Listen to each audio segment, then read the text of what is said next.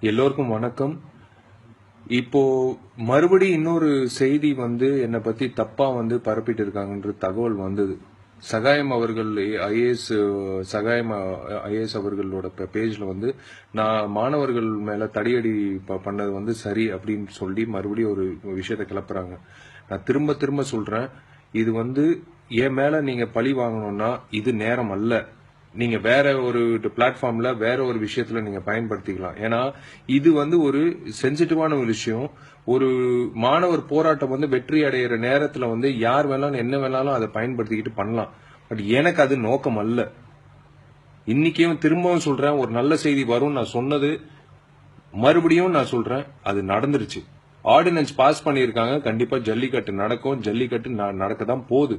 But இந்த சமயத்துல விஷால் இப்படி சொன்னா, விஷால் அப்படி சொன்னாலும் ஆளுக்கு பரப்பிட்டு இருக்காங்க.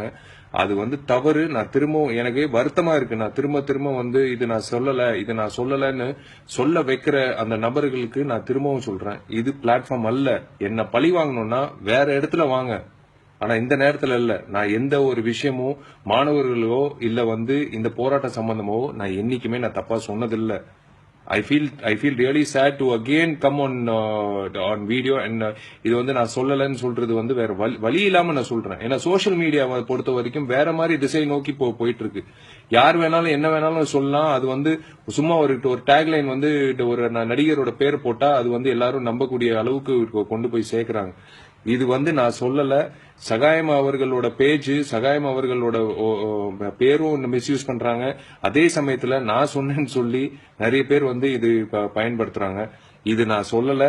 தயவு செய்து திரும்பவும் சொல்றேன், please please please do not fall prey. இந்த மாதிரி ஒரு விஷயத்துக்கு தயவு செய்து நம்பக்கூடிய அளவுக்கு நீங்க ஆயிடாதீங்க.